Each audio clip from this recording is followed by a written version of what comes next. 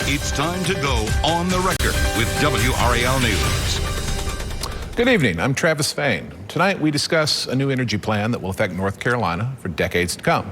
Broadly speaking, the new carbon plan approved last week calls on Duke Energy to retire the vast majority of its coal-burning power plants, which right now produce 25% of electricity in the state. Those plants billow tens of millions of tons of heat, trapping carbon dioxide into the air each year, contributing to climate change. The new plan starts by boosting solar energy in the state, but it also sets the stage for Duke Energy to build new natural gas plants down the line, which come with their own climate costs. We'll break this all down with a panel of experts, most of whom had input in the plan itself, though they're not all happy with what state regulators decided.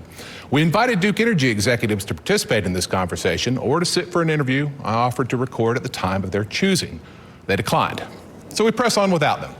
Peter Ledford is Governor Roy Cooper's Clean Energy Director, and his background is in renewable energy advocacy. David Neal is an environmental attorney who argues energy regulation before the North Carolina Utilities Commission. That's the body that approved this plan. Peter, starting here with you. Give us a layman's description, please, of what this carbon plan is and what it should accomplish in the near and long terms. Sure. Thank you, Travis. The governor knows that the market is moving to clean energy and that hitting aggressive carbon reduction goals is both the right thing to do to combat climate change, but also to ensure that North Carolina is a leader in this transition and can benefit from the good jobs it is creating. And the governor's laid these out as clear priorities. I think that's reflected in House Bill 951, which requires the carbon plan. That sets out the need to achieve these climate and clean energy goals, reducing emissions by 70% by 2030 and to be net zero by 2050. Yeah, House Bill 951 is kind of the underlying bill, and then that kicked things over to the Utility Commission to decide the more detailed plan, what the mix of energy Duke Energy would have going forward.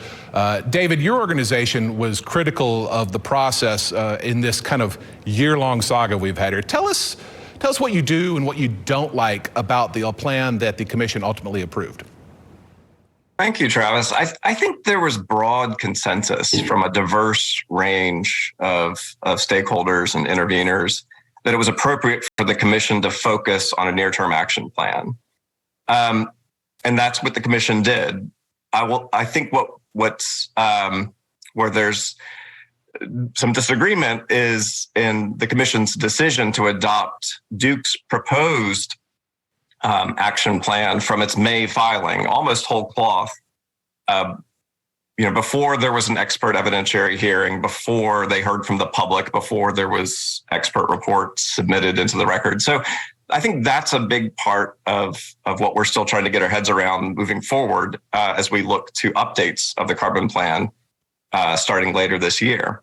But we certainly appreciate that there's going to be new investments in solar and battery storage, laying the groundwork for new investments in onshore and offshore wind.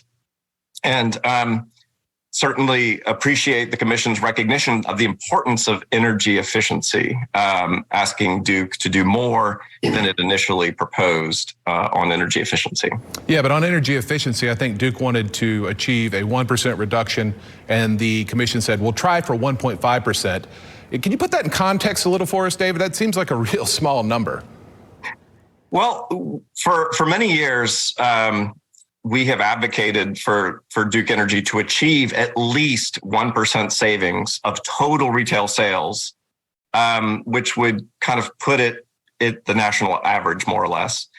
And Duke Energy Carolinas has achieved that milestone a couple of times. Duke Energy Progress has fallen short.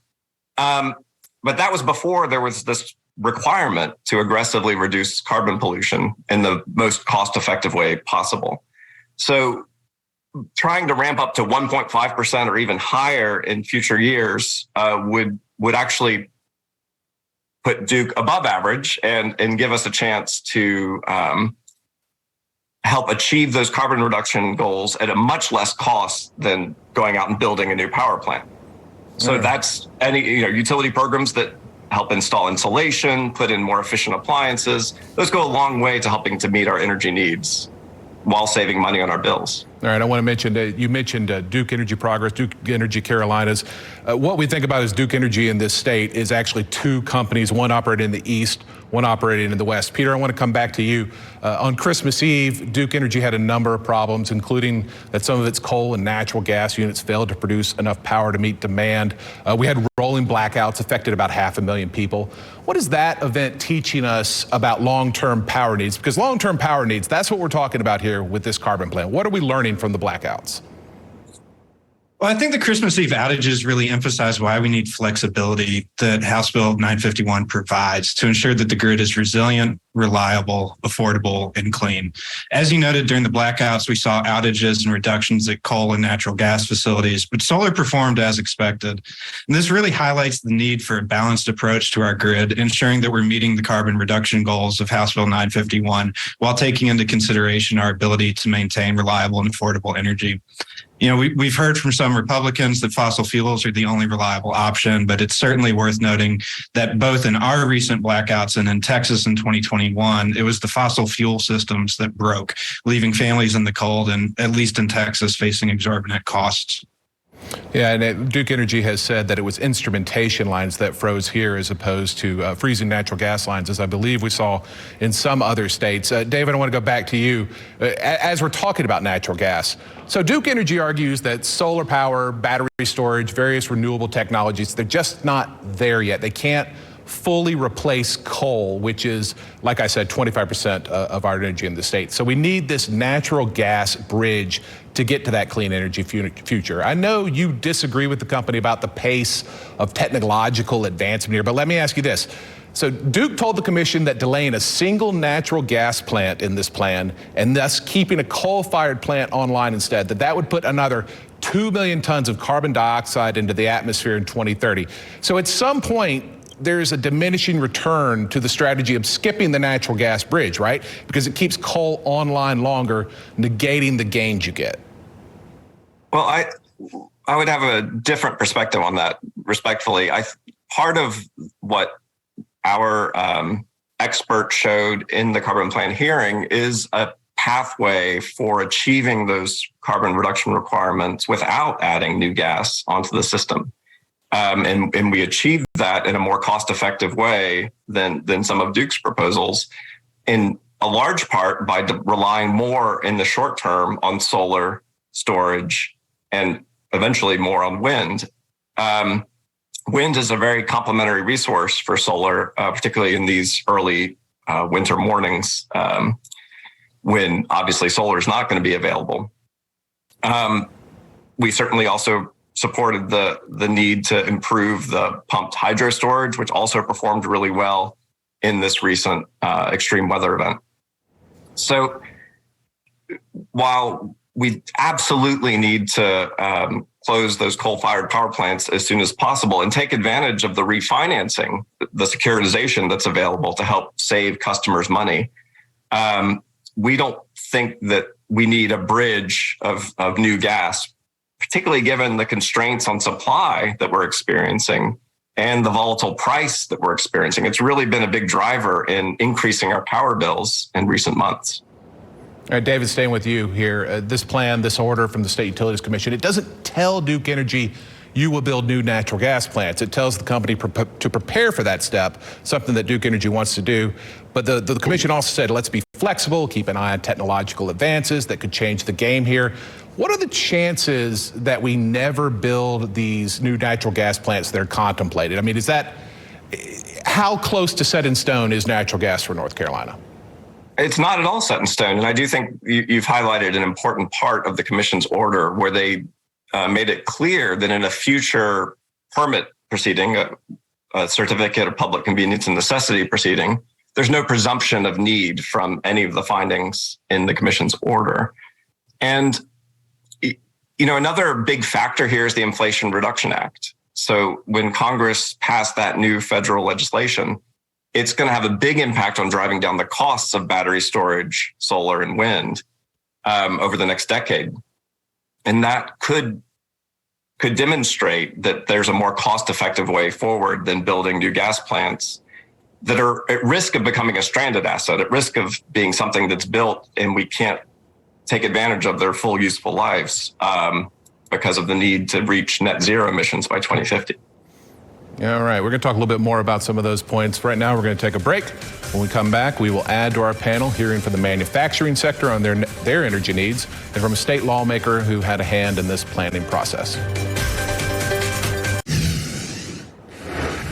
All right, thanks for staying with us. The energy policy we've been discussing is based on a law that passed the North Carolina General Assembly in 2021, House Bill 951.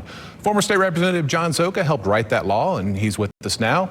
Representative Zoka, the way that law worked is it left a lot of decisions up to the North Carolina Utilities Commission, which regulates Duke Energy, relies on the company, environmentalists, industry, and a host of other stakeholders for input as it makes these decisions. The carbon plan that the commission approved, how well do you think it matches legislative intent, and what was that intent?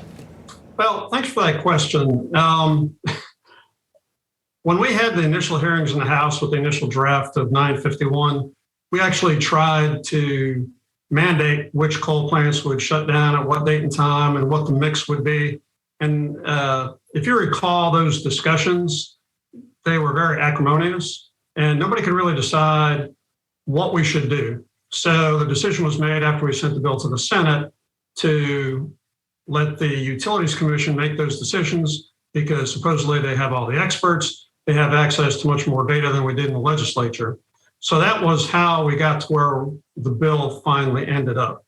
And I would say that, in my opinion, that the commission did a fairly good job in interpreting and implementing the law and coming up with the carbon plan. And I would base that on two things. One is that energy policy is extremely complex, and they have done a good job of using all the resources they have available to come up with a good start on this. And the law does mandate a 2-year review to make sure that we're heading in the right direction. They probably took the right conservative approach to give an initial guidance to Duke and others to implement this. And I guess the final thing I would just like to add on this is that when you pass a bill in the legislature, if both sides, those who lean conservative and those who lean liberal, if they're both unhappy, that's probably a good bill. And I would say that the reaction that I've talked to numerous people so far on both sides of the scale, that some are unhappy, a lot are unhappy on both sides, which means that I think that the Utilities Commission has made a good start on this process. It's always good when a politician brags about making people unhappy. I like it. This is all a balancing act, though, which I think is what you're referring to. You're lowering carbon emissions to fight climate change, keeping costs low, and ensuring reliable supply during the transition. I want to bring in Kevin Martin now. He heads an association of large energy users, which of course has a big ball in this game. So Kevin, will we have under this plan enough energy capacity going forward, particularly for economic development in the eastern part of the state? Well, I think with this plan, and it's been said earlier, there's a lot of flexibility, and this is a complex issue. And so it's a work in progress. And so we will see. Just like we've seen events recently, there's been a lot on the grid that is very vulnerable to different conditions. That includes different customer conditions as well as weather conditions. And there's also a lot of modeling in this plan. So, and we rely heavily on a lot of modeling. We have to make sure that that modeling is as accurate as possible. So we all hope that there's enough capacity there. The capacity issues that we are concerned about in manufacturing are the natural gas capacities. There's one pipeline, Zone 5, that supplies 3 states. We don't have any other pipeline. So anything that gets added in the natural gas side of the house, we want to make sure that the industries and residential customers are not impacted by those additions. Why is natural gas, sticking with you here, Kevin, so important in manufacturing? Why don't we have solar panels on top of every large building, every factory, every warehouse?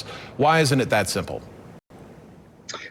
Well, manufacturers typically operate around the clock.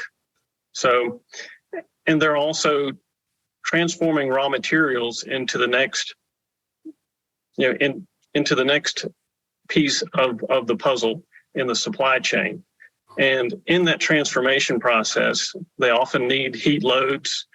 and they use processes that can't all be electrified. So having that direct fire opportunity for every BTU at the burner tip is essential. Now, that being said, we're using at a high rate, where the scale is extremely large. A lot of people don't understand the full scale of some of the manufacturing operations.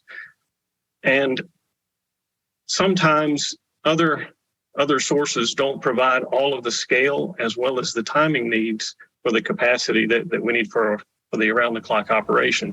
We also focus on the overall reliability and the costs. And as we do that, the costs also help the rest of the grid as well. Asking about costs, David, I'm turning to you on this.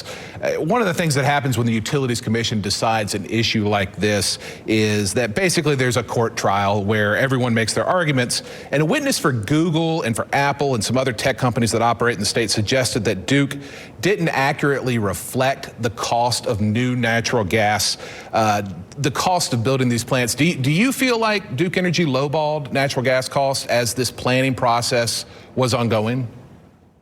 I think it's a very challenging thing to model. I think part of what happened is, Duke presented its proposals in May, and based on work it had done in the months leading up to that, and then we had these spikes in natural gas prices, after some of the modeling that they had conducted, and those prices have continued to be high and volatile. So I think a piece of that is just the inherent unpredictability of those future fuel costs. I think another important aspect of this is Duke's modeling assumes that at some point in the future, these gas-fired power plants are going to be converted to run off hydrogen.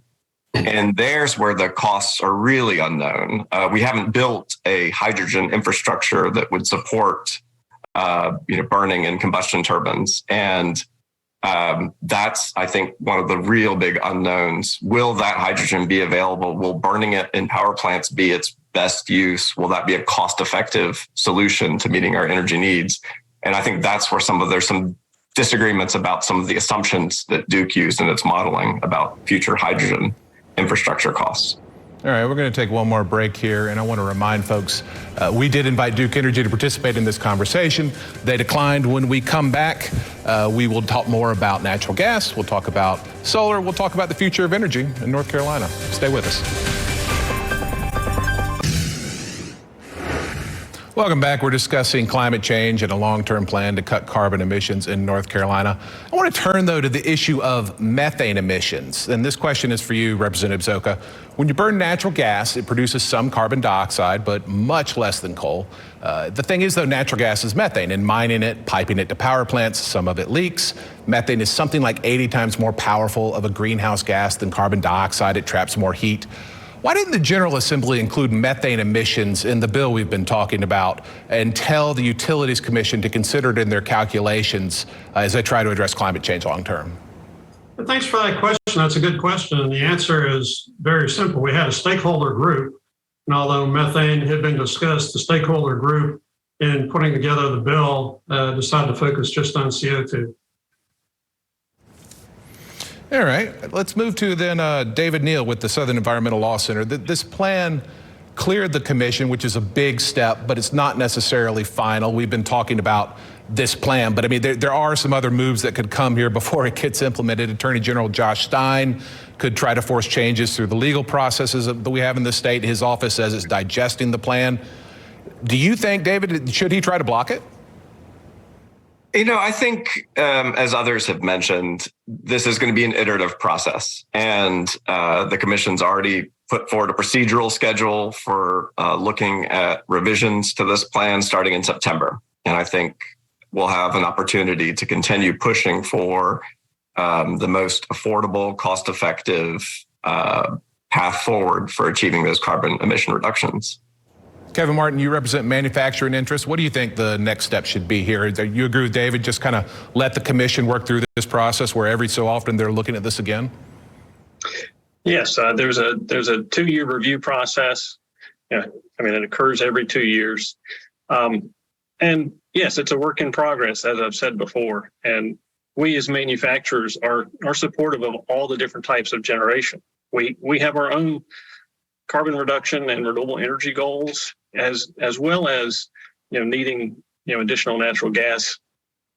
So yes, definitely let the process play out. I think also the public staff has done a very good job, digging into this, and so I also want to give kudos to the public staff and all the work that they've done in trying to reach a consensus. Yeah, the public staff is kind of part of the Utilities Commission, but they're a little bit separate. They represent the public at large in this process. Peter, I want to come back to you. I want to talk about another moving part here that has been mentioned earlier in the show.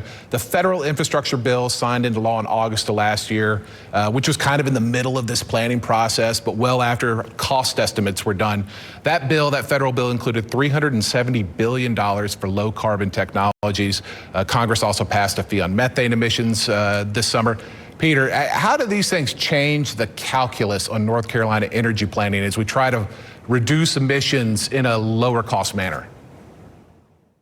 Sure, Travis. As you noted, the legislation passed as the planning process was already underway, so it wasn't fully represented in the options that were presented to the Utilities Commission. But the Utilities Commission did acknowledge that and made several very specific directives for how it's to be incorporated into the filing that comes later this fall. I will note that if Duke takes full advantage of this recent federal legislation, it will help put downward pressure on customer bills while really allowing North Carolina to attract economic development opportunities and meet its carbon goals. So everybody involved in this should be making sure that North Carolina can capture as much of the federal funds as possible so that we can reduce customer bills for everybody in the state. Kevin, are those changes in federal law enough to change the math on natural gas? Is natural gas going to be a cheap enough option even in the near term? Well, as I think David had said earlier, that natural gas is volatile. There are a lot of global politics going on right now that are affecting it. And I think in the IRA, there are other provisions that may increase some of the cost of natural gas. But bottom line, we need the natural gas to be available. That helps integrate more renewables into the overall grid. But as a manufacturing operation, natural gas supplies are needed and necessary and are the most efficient way for many processes. And so that has to be part of the mix and part of the availability. All right. Well, that's something we're going to be discussing, I think, for a very long time in this state. I just kind of want to reiterate the flexibility that the Utilities Commission put into this plan. It sets the stage for more solar. It sets the stage for more natural gas. But a lot of these decisions are going to be reconsidered as we go forward. Duke Energy comes back before the commission in September of this year. That's about all the time we have today to discuss these issues. They're weighty, and I want to thank all of our panelists for their time. It's been a lot to digest in a short amount of time. You can find more coverage on our website, WRAL.com. Thank you, everybody at home. We appreciate you paying attention to these complicated issues. And as always, if you have something to say, write us. The email is ontherecord@WRAL.com. You can find me on Twitter. That's @TravisFain. And you can always write us at the station here in Western Boulevard. Have a pleasant evening, and thank you for your attention.